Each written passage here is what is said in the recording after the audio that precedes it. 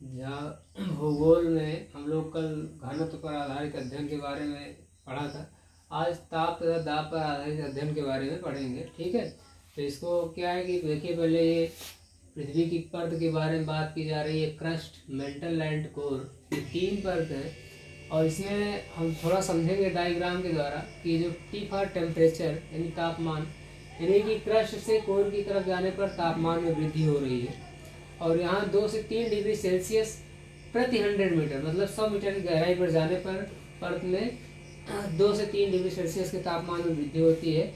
और इस 2 से 3 डिग्री सेल्सियस तापमान वृद्धि के कारण रेडियो सक्रिय तत्वों का भी विघटन होता है। ठीक है, तो यहाँ पर भी हम देखिए लिखे है, इसको समझेंगे कि ताप में वृद्धि ही नहीं होती है, दाब में भी वृद्धि होती है। ठीक है, तो इस चीज को देखेंगे। देखिए, तापमान पर आधारित अध्ययन के अनुसार रेडियो सक्रिय तत्वों के विघटन के कारण ऊष्मा के निष्कासन से प्रत्येक 100 मीटर की गहराई में जाने पर लगभग क्या होता है, 2 से 3 डिग्री सेल्सियस के दर से तापमान में वृद्धि होती है। ठीक है, तो फिर होता क्या है कि जिससे 90 किलोमीटर की गहराई के बाद तापमान अधिक होने के कारण कोई पदार्थ ठोस अवस्था में नहीं रह सकता है। ठीक है, ये तापमान पर आधारित अध्ययन की बात है।